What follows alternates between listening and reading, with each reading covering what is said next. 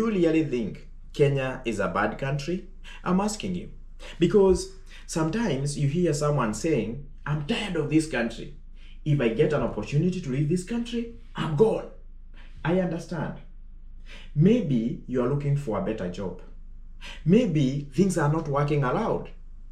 There's nothing wrong with looking for a better life. But before we completely give up on Kenya, can we look at what we actually have? Because sometimes we concentrate so much on what is wrong and forget what is beautiful. Ladies and gentlemen, I hope you are doing okay wherever you're watching this video from. If this is your first time here, please subscribe. Ladies and gentlemen, one of the most beautiful things about Kenya is the people. You see, someone gets sick. The family doesn't have money for treatment. They don't have insurance. What happened? Someone start asking people to help. Can you help this one? What can we do? And Kenya start contributing. I'm not talking about millionaires. I'm talking about ordinary Kenyans. Someone gives 10 shilling, 20 shilling, $1. Someone who can afford gives more. And see, the person giving 20 shilling, 10 shilling is still struggling. Maybe they are in the village. They cannot even afford 3 meals in a day. Maybe they don't have a good job, or maybe even they don't have a job. Maybe they are also trying to take care of their family. But they still say, let me give what I have. Maybe it will help. Now, imagine thousands of people doing that.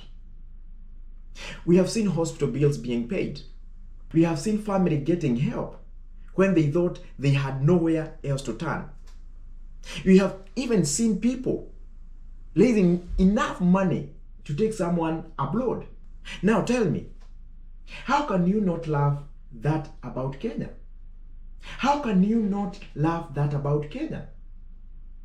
And where we are talking about this, there are two people I really want to appreciate today.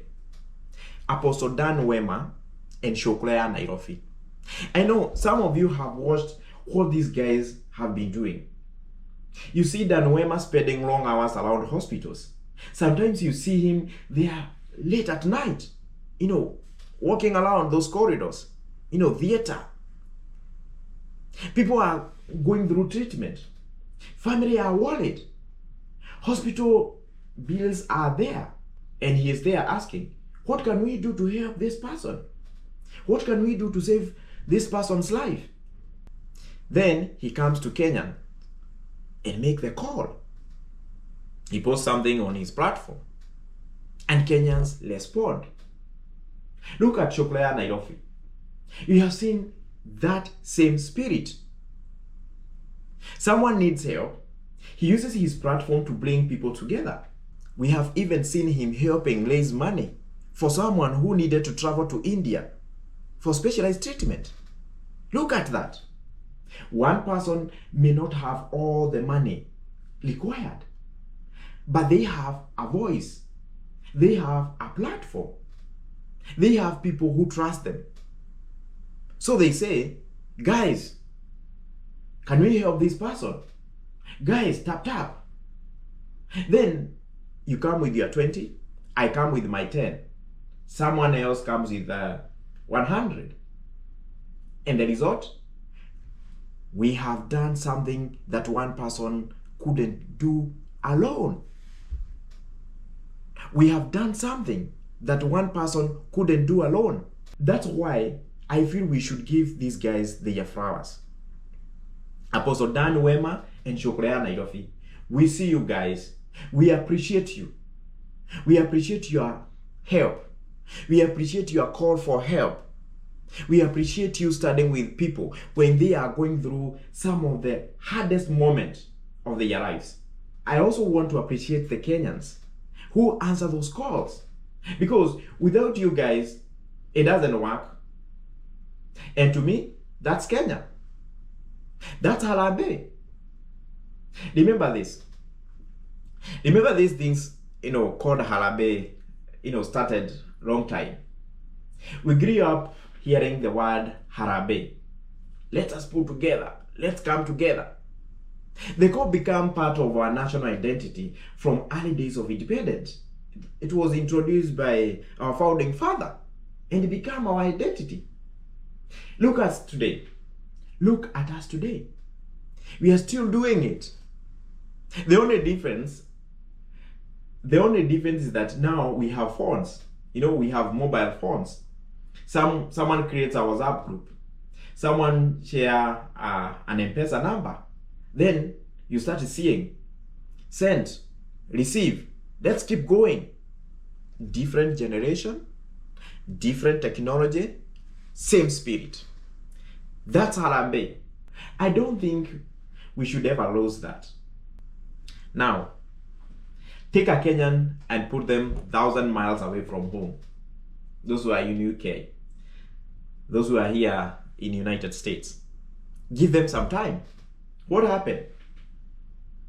They start asking, where are the Kenyans allowed here? You meet one Kenyan. Are you a Kenyan? Jambo, are you a Kenyan? Give me your number. Before you know it, boom, WhatsApp group. Then somebody says, guys, we are meeting on Saturday evening. You go there. Ugali is there. Nyamashoma is there. And some, drinks. People are laughing. People are talking. Someone you met 2 hours. Someone you met 2 days ago. Someone you met, 3 days ago is already calling you a brother. Is already calling you a sister. Is calling you my friend. And suddenly you start feeling home.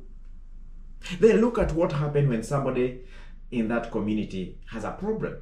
Here in US, even in UK, in Germany, in Qatar, in Dubai. Someone loses a family member. People comes together. Someone becomes sick. People organize. So tell me, if there are Kenyans allowed you, are you really alone? I don't think so. That is the Kenya I'm talking about. You can leave Kenya, but somehow you start looking for Kenya wherever you go. Look around the world. You'll find Kenyans everywhere.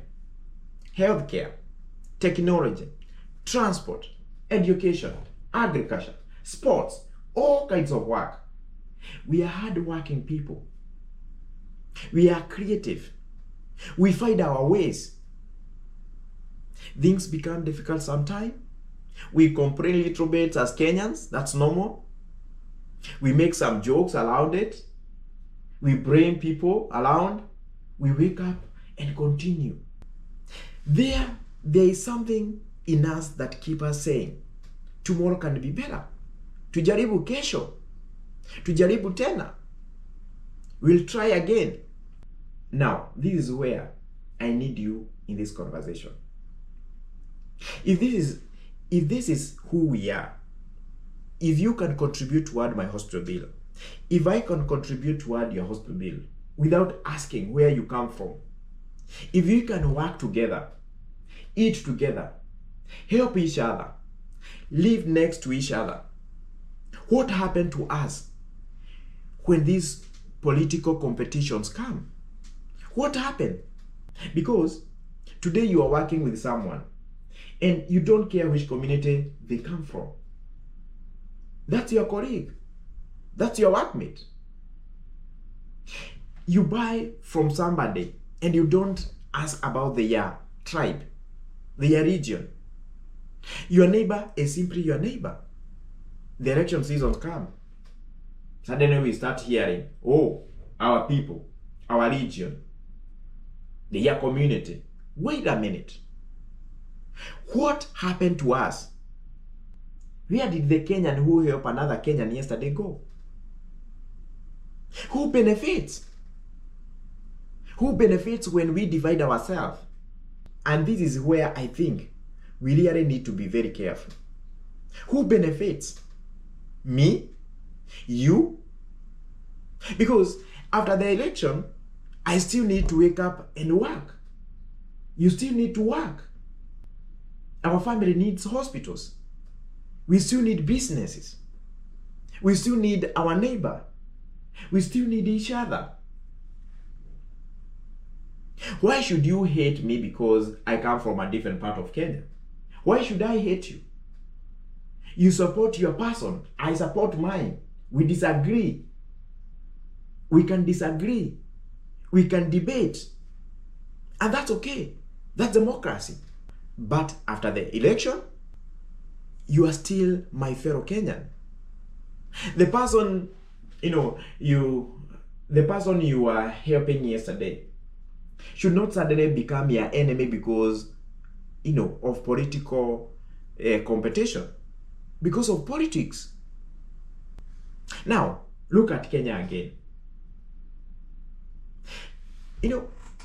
When someone tells you Kenya is bad, when someone tells me I just want to leave this country, tell them, look, if you get an opportunity abroad, go, my friend, work, study, see the world, build your life.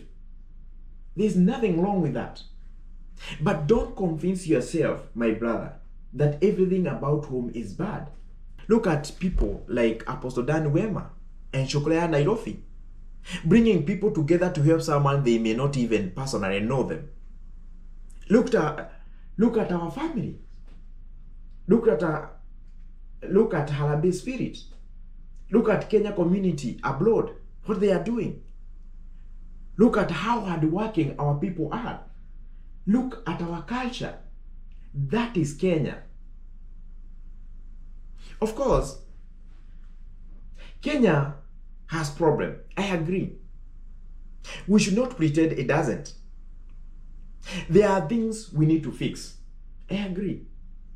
But having problem doesn't mean there is nothing beautiful about our country. Maybe instead of asking, how quickly can I get away from Kenya?